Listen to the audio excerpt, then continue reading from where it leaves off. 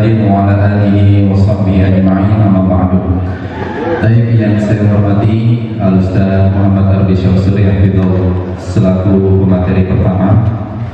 Yang saya hormati Bapak-bapak, ibu-ibu sekalian, para hadirin hadirat peserta daurah fikih warisan, yang semoga kita semua pada pagi hari ini mendapatkan ilmu yang bermanfaat dan juga diberikan keberkahan oleh Allah Subhanahu wa ta'ala. Amin ya rabbal alamin. Kira-kira masih kuat duduk gak ini? Masih? Biasa duduk lama ya? Alhamdulillah. Ibu-ibu masih kuat, Bu? Enggak pegel, enggak encok? Ya alhamdulillah. Karena memang begitulah menuntut ilmu. Menuntut ilmu memang butuh kesabaran. Sehingga Imam Asy-Syafi'i rahimahullah pernah mengatakan, man lam yaduk marrat ta'allumi sa'atan tajarra'a dhullal jahli tula hayatihi.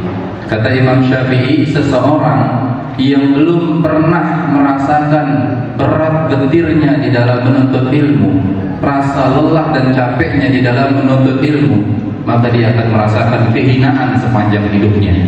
Karena memang ilmu itu sesuatu yang mulia, tidak akan mungkin diraih kecuali dengan usaha yang sungguh-sungguh dengan kesabaran. Nah, mudah-mudahan kesabaran kita dihadir dalam majelis ilmu ini akan dibalas oleh Allah dengan pahala-pahala yang berlipat ganda. Kita di dalam majelis ilmu ini, kita yakin ada malaikat-malaikat Allah yang selalu mendoakan kita. Ya Allah, ampunilah si fulan, ya Allah rahmatilah si fulan, dan seterusnya sampai nanti kita selesai, kemudian kita pulang ke rumah masing-masing. Nah, Bapak Ibu sekalian,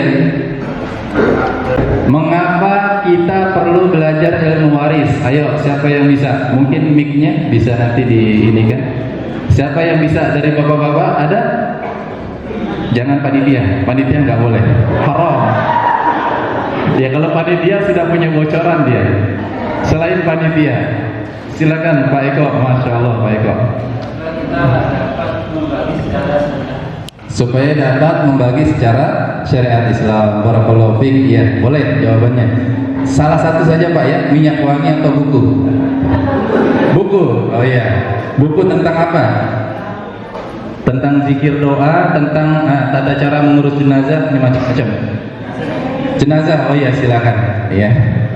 Masya Allah.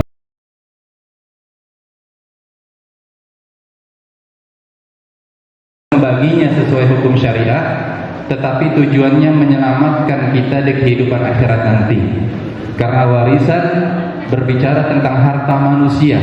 Kalau kita salah membagi harta manusia dengan cara yang tidak benar, maka urusannya tidak selesai di dunia, ya kan? Akan sampai lanjut di akhirat.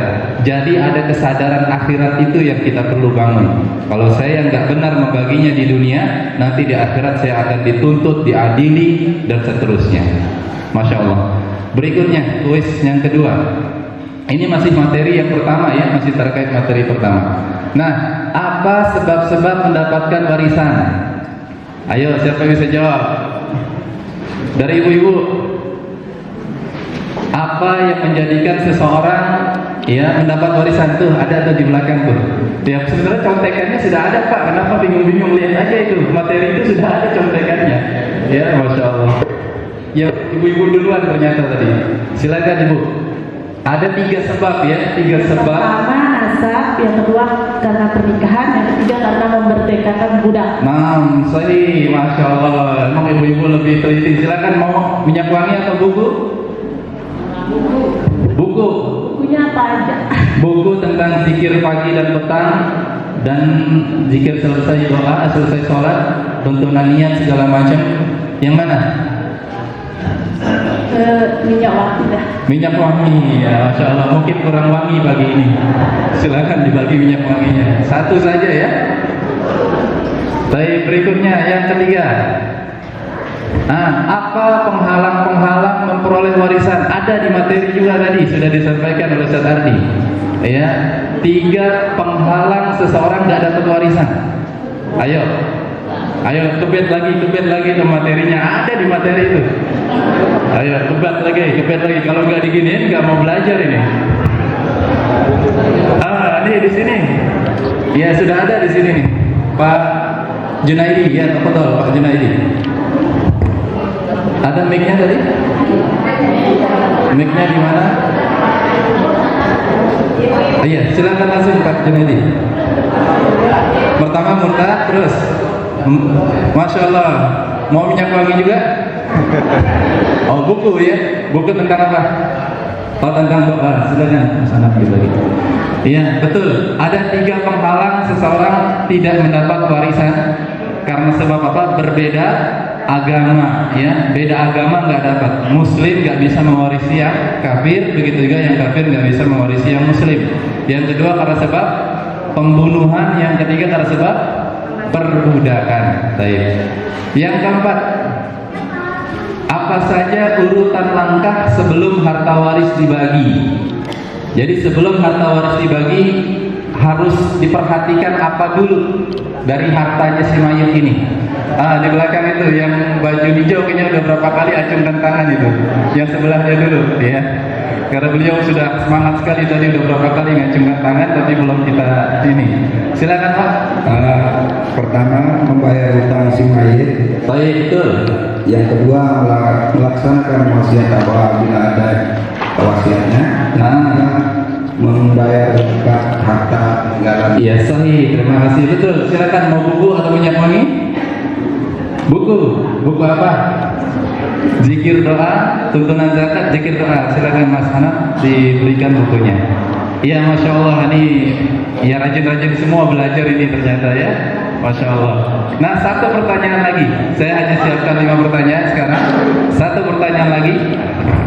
Nah, pertanyaan terakhir, bonus kayaknya dapat minyak wangi plus 1 buku. Gitu ya. Apa yang dimaksud dengan zawil furud dan asobah? Panitia nggak boleh angkat tangan, ya. Jangan ikut-ikutan panitia. Itu yang perempuan di belakang, yang kerudung hijau, silakan. Ya, apa yang dimaksud dengan zawil furud dan asobah? Zawil furud yaitu ahli waris yang bagiannya telah ditentukan di dalam Al-Quran. Sedangkan waris asobah yaitu ahli waris yang bagiannya berupa sisa setelah diambil oleh zawil furud. Tamam, sahih, Masya Allah. Memang perempuan Masya Allah ya, teliti gitu ya. Kalau yang laki-laki lewat pokoknya. Betul, silakan perempuan. Tadi minyak wangi ya, saya janjikan minyak wangi plus 1 buku apa? Zikir doa atau zikir doa ya dengan minyak wanginya. Ya, silakan diberikan. Alhamdulillah. Nah, Bapak Ibu sekalian ya, jadi ini harus kita ingat betul apa yang saya sampaikan dari kuis ini pada hakikatnya adalah inti-inti dari pembahasan waris yang nantinya kita akan terapkan di perhitungannya seperti itu. Lanjut dengan aturan agama, aturan syariat itu ada ancaman kakaknya. Sehingga memang membagi waris ini adalah ujian keimanan, kira-kira begitu. Jadi kalau kita benar-benar beriman, maka ayo kita ikuti aturan Allah, aturan Rasulullah, dan kita harus yakin semua yang diatur oleh Allah dan begitu juga yang disampaikan oleh Rasulullah semuanya baik buat kita, semuanya maslahat buat kita, semuanya mendatangkan kebahagiaan buat kita dunia maupun akhirat. Maka kalau kita tidak menerapkan hukum waris sesuai aturan Allah dan Rasulnya, Allah sudah menegaskan ada ancaman neraka. Nah, ini bahayanya kira-kira gitu. Nah, sehingga kalau orang mau membagi waris dengan aturannya sendiri, ya monggo, kita nggak memaksa, tapi siap-siap saja aturan Allah sudah Allah berikan ancamannya. Lanjut saja. Ini nggak saya bahas semua. Nah, kita ambil sedikit wawasan Bapak Ibu tentang perbedaan 3 hal, waris, hibah, dan wasiat. Karena banyak di antara masyarakat kita barangkali, bukan hanya di kampung kita, di banyak tempat ini tidak mampu membedakan mana yang disebut waris, hibah, dan wasiat, begitu ya. Ada orang membagi harta sebelum meninggal dunia disebut warisan, padahal itu bukan warisan. Nah, kita lihat kalau dari sisi waktu, dilihat dari sisi waktu, warisan dibagi setelah wafat. Ya, setelah yang punya harta meninggal, kemudian harta itu dibagi, itulah harta warisan. Kalau hibah dibaginya sebelum wafat. Kemudian kalau wasiat ditetapkan sebelum wafat oleh yang punya harta dan dibagikan atau diserahkannya setelah dia wafat, itu wasiat. Ya, jadi kalau ada orang membagi warisan sebelum wafat, maka dia masuknya kemana? Ke hibah, seperti itu. Yang kedua, dari sisi pelaksana, warisan yang melaksanakan adalah ahli waris. Pembagiannya dilaksanakan oleh ahli warisnya. Sedangkan kalau hibah, yang melakukan pemilik harta sendiri. Ya, dia yang punya harta, dia mau bagi ke siapapun, silakan.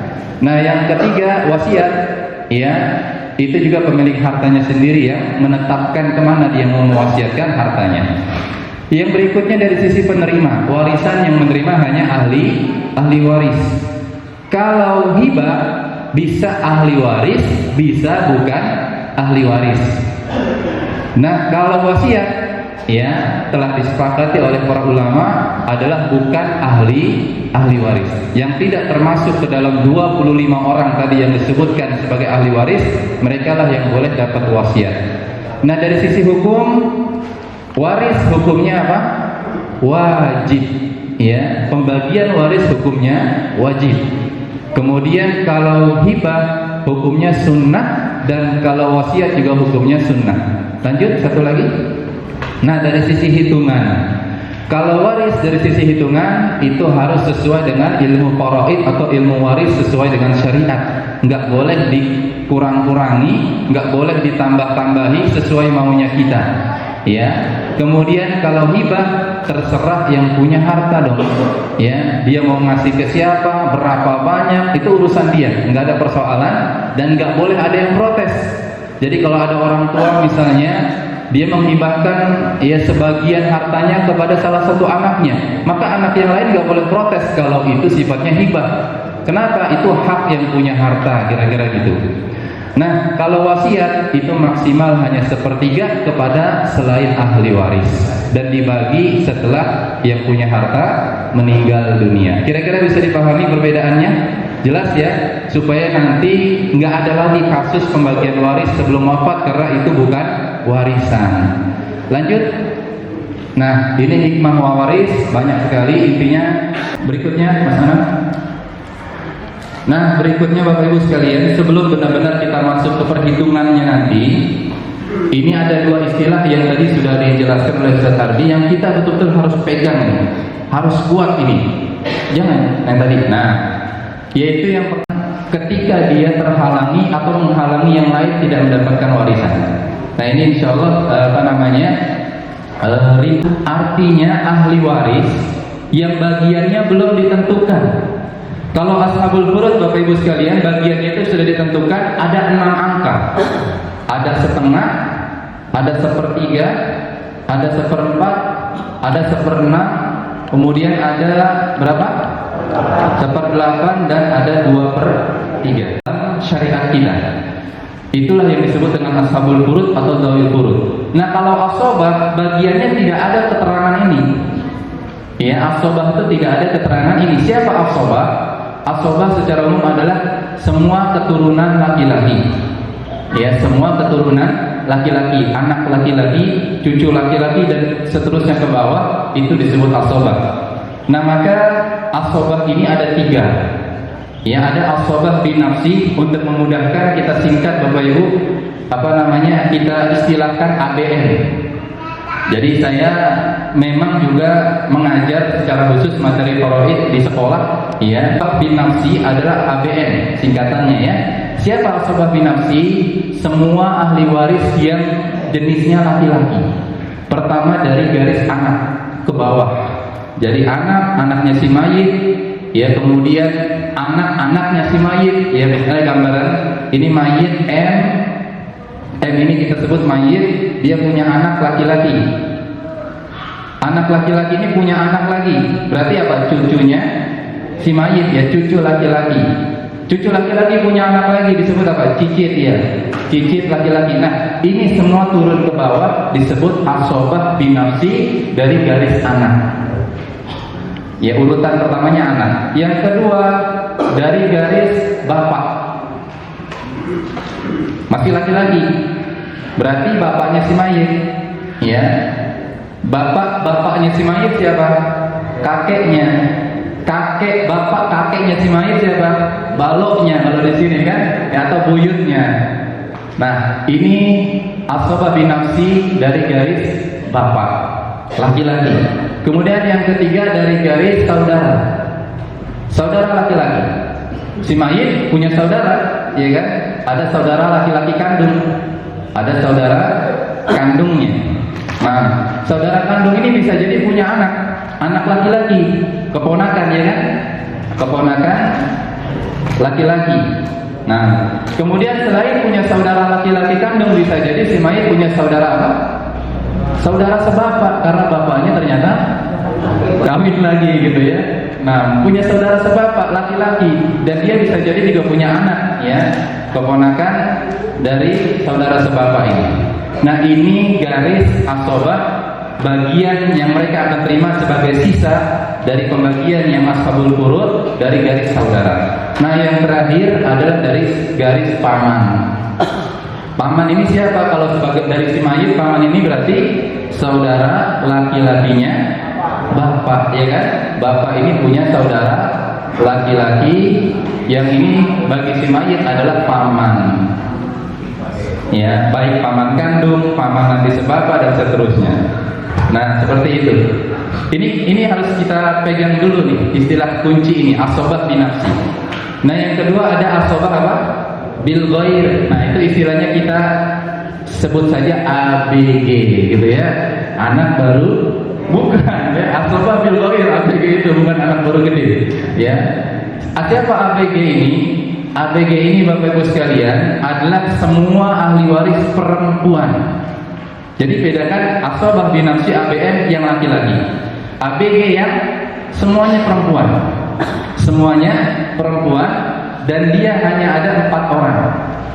Hanya ada 4 orang. Yang pertama anak perempuan, yang kedua cucu perempuan dari anak laki-laki. Ingat ya, kalau cucu itu bukan dari anak perempuan. Bicara cucu sebagai ahli waris hanya dari anak laki-laki. Cucu dari anak perempuan tidak termasuk. Cucu perempuan dari anak laki-laki. Kemudian yang ketiga saudari kandung. Saudari kandungnya si mayit. Dan yang ketiga saudari sebapak.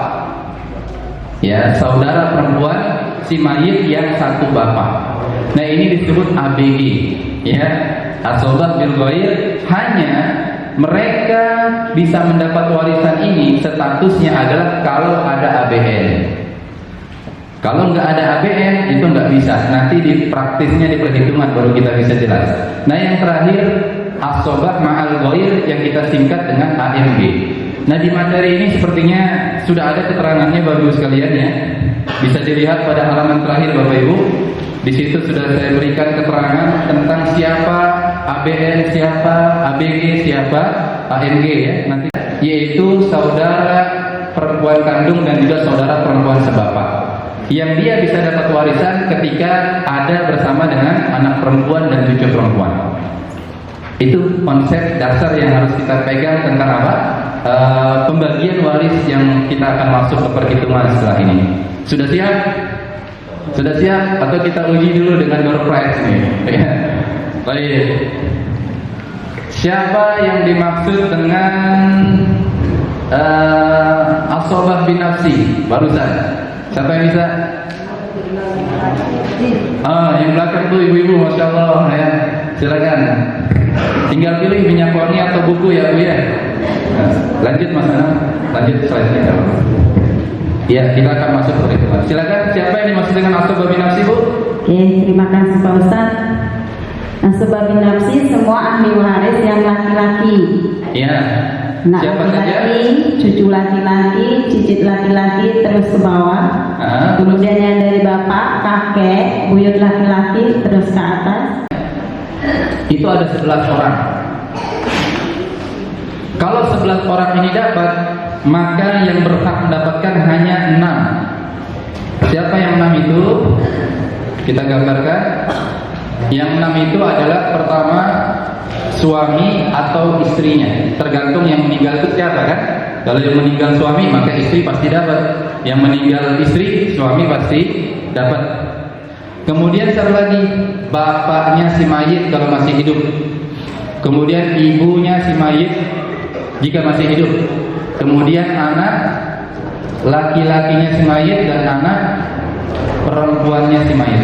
Ini 6 orang yang kalau hidup semua, ketika si si M ini wafat ya, maka ini yang pasti dapat.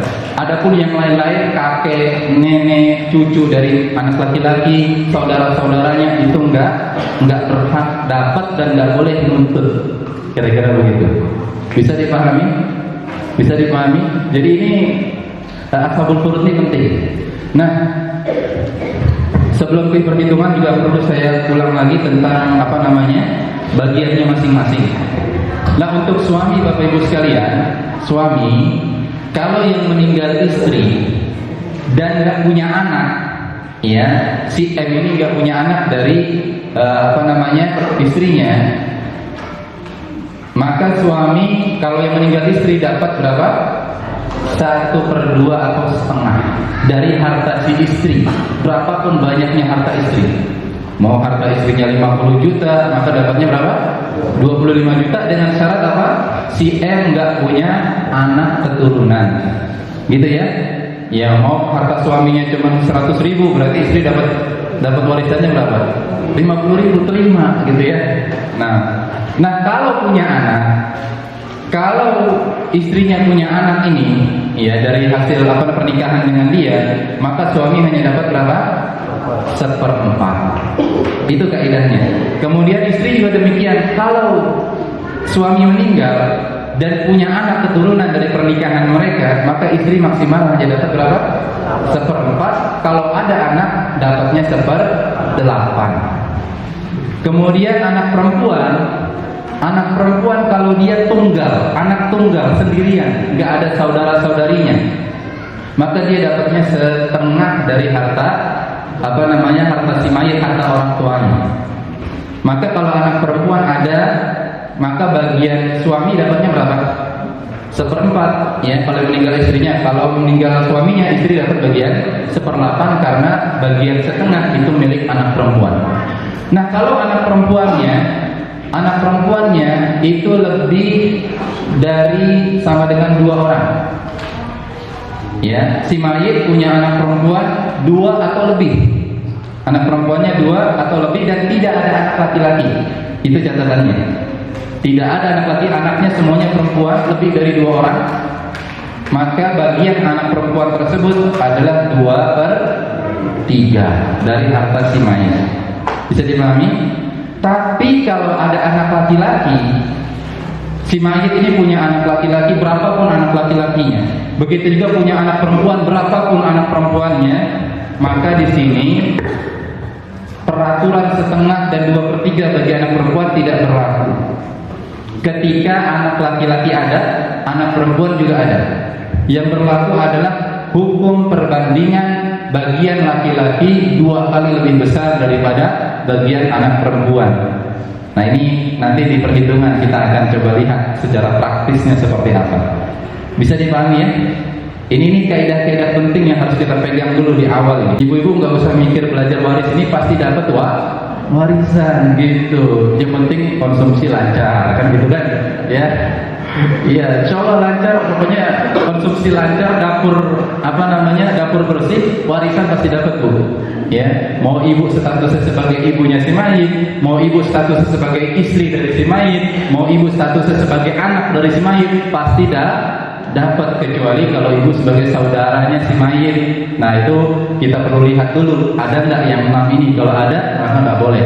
Kalau nggak ada, ya misalnya nggak ada anak perempuan, nggak ada anak laki, bisa jadi ibu dapat seperti itu sebagai saudara. Oke, kita langsung masuk ke perhitungan. Nah ini agak jelimet sedikit. Kelibatan persekutuan terkecil. Nah kita ingat-ingat lagi nih anak-anak pelajaran kita di waktu kecil bagi yang pernah sport SD. Oke lanjut Mas Anam.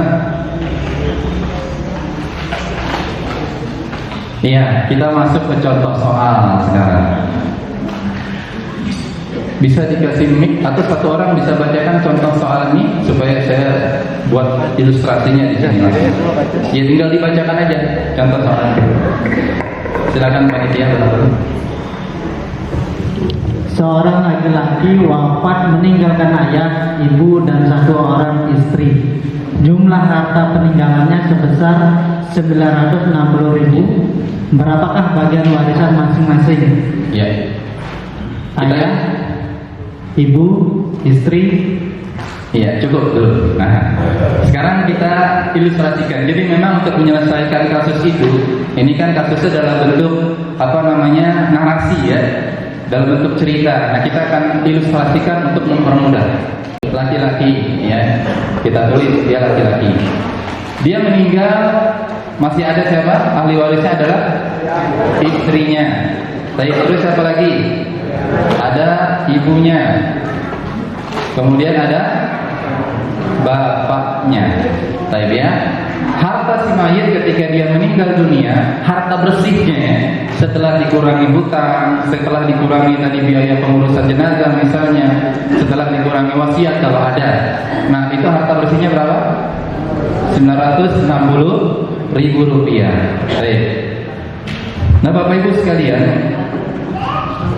kasus seperti ini ketika ada orang meninggal dunia dan ahli warisnya hanya 3 orang ini dalam pembahasan ilmu waris ini disebut dengan kasus Umariyatain.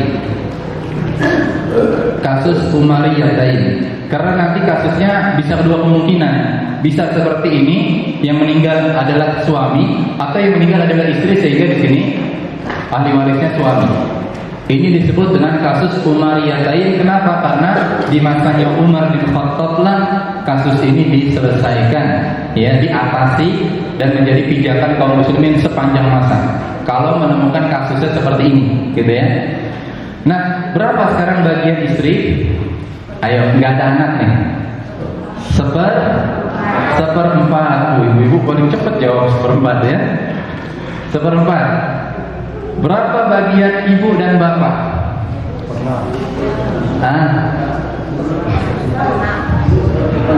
Ibu 1/3. Bapak berapa? Asobah. Baik. Nah, kalau seperti ini nanti menyalahi kaidah 2/1. Jadi para ulama di kasus Umariyatain ini menegaskan ketika posisi bapak dan ibu sederajat, ya kan? Sederajat itu, satu level. Posisi bapak sebagai laki-laki kaidah 2/1 dipakai. Jadi bagian bapak harus 2 kali lebih besar daripada bagian ibu, seperti itu. Teruskan saja, biar dilihat dulu ininya hasilnya, nanti saya uraikan di sini sambilan. Jadi kalau seperti ini langsung, ini enggak sesuai dengan kaidah 2/1. Khusus kasus ini, maka tidak dipakai seperti ini, Bapak Ibu sekalian. Tapi yang dipakai adalah ibu dan bapak ini dianggap statusnya sebagai asobah. Nanti 2/1 itu yang kita gunakan. Sekarang kita masuk ke perhitungan realnya. Nah, yang sudah jelaskan bagian siapa? Istri kan? Nah, kita akan buat tabel ahli waris, kita tulis. Yang pertama yang sudah pasti adalah istri. Kemudian ada ibu, ada bapak. Ini supaya kita nanti tahu secara matematisnya seperti ini langkahnya. Nah, kemudian kita tulis juga di sini faradnya. Farad ini satu istilah untuk menunjukkan bagian yang sudah ditentukan. Itu disebut farad. Ya, bagian yang sudah ditentukan syariat itu disebut apa? Farad. Ini sisa, asobah, sisa. Nah, sebagaimana tadi di awal kita gunakan KPK. Ya, kita gunakan KPK. Dari mana kita mengetahui KPK? Kita lihat dari farad yang sudah ada. Di sini ada 1/4, maka kita gunakan apa? Penyebutnya, ya kan? Angka 4 sebagai KPK-nya yang kemudian dalam ilmu waris disebut dengan akar masalah. Akar masalah itu pada hakikatnya adalah saham warisan yang nanti akan dibagi-bagi gitu. Ya, jadi saham warisan yang nanti akan dibagi-bagi. Nah, karena bagian istri sudah jelas 1/4, kita ambil angka 4 sebagai akar masalah AM 4, yang ini juga sebagai apa? KPK, kelipatan persekutuan terkecil, karena hanya angka ini yang ada. Maka berarti 4 dikali 1/4 berapa? 1 bagian. Nah, berarti bagian ibu dan bapak sisa dari 4 saham ini berarti berapa? 3. Baik ya, 3. Nah, bagaimana sekarang kita mengetahui bagian ibu dan bapak yang ini masih menyatu 3 bagian sahamnya? Nah, di sini kita akan pakai kaidah 2/1. Nah, begini Bapak Ibu sekalian, karena bagian bapak 2 kali lebih besar, maka 2 dikali 1 orang bapak. Ibu hanya 1 dikali 1 orang ibu. 2 ditambah 1 sama dengan berapa? 3. Maka bagian bapak, saya di sini saja. Maka bagian bapak adalah bagiannya yang 2 kali lipat lebih besar dari ibu dibagi dengan angka 3 yang merupakan penjumlahan saham dari mereka, 2/3, bisa dikali langsung sisa harta. Ini kalau pengen mudah nih. Jadi angka 1/4 ini hitung dulu. Jadi 1/4 kali 960.000 berapa? Di situ udah ada jawabannya. Berapa di situ? Berapa? 240.000 ya. Nah, 240.000. Nah, berarti tinggal dikurangi aja. 960.000 yang merupakan harta si mayit kurangi dengan harta yang sudah menjadi miliknya istri 240, berarti sisa berapa? 720. Nah, berarti bagian bapak 2/3 dikali 720.000. Ini kalau pengen mudah, karena hartanya sudah jelas, ya, hartanya sudah jelas. Tapi kalau pengen kita hitung rinci, karena sisa harta ini mungkin nggak diketahui, maka bagian bapak ini 2/3, ya, 2/3 dikali dengan bagian saham bersama mereka antara ibu dan bapak dibagi dengan asal masalah di awal, 2/3 dikali 3/4, maka bagian bapak adalah 2/4 atau sama dengan setengah. Setengah ini dihitung dari total harta, bukan dari sisa harta. Kalau pengen langsung seperti ini 2/3 langsung kali sisa harta. Kalau yang setengah kali total harta. Bisa dipahami kira-kira? Sedikit paham. Ya, memang ini matematika dasar, tapi memang agak jelimet sedikit ya. Kita butuh refreshing lagi kira-kira begitu. Nah, bagian ibu berarti berapa? Bagian ibu ya berarti sisanya 1/3, bisa dikali langsung sisa harta, ya, atau 1/3 dikali 3/4 berarti sama dengan berapa? Bagian ibu hanya 1/4 dikali total harta. Maka ketemulah angka-angka di situ Bapak Ibu sekalian. Nah, kita sampaikan ini sekedar mungkin sebagaimana Ustaz tadi sampaikan pengenalan saja bahwa secara matematis memang ilmu waris ini bisa dikatakan dan bisa dipastikan tidak semua orang bisa menyelesaikannya dengan mudah. Ya, tidak semua orang bisa menyelesaikannya dengan mudah. Maka ketika kita tidak punya kemampuan untuk itu, sudah semestinya sebagaimana kaidah kita di dalam beragama, fas'alu ahlal dzikri in kuntum la ta'lamun, tanya, kembalikan kepada yang ahlinya, kira-kira begitu, supaya kita nggak salah-salah membagi harta waris yang tadi ancamannya apa? Nerakanya Allah Subhanahu wa taala. Tetapi zaman kita sekarang pada hakikatnya Bapak Ibu sekalian jauh lebih mudah. Kenapa? Sudah banyak aplikasi waris. Ya, sebenarnya contohnya banyak sekali di sini. Kita jam berapa sekarang ya? Hah? Jam 7. Masih sanggup gak ini? Masih. Kita ambil contoh yang lain. Kembali ke ini lagi. Ya, mungkin 1 atau 2 contoh lagi ya. Setelah itu kita tanya jawab.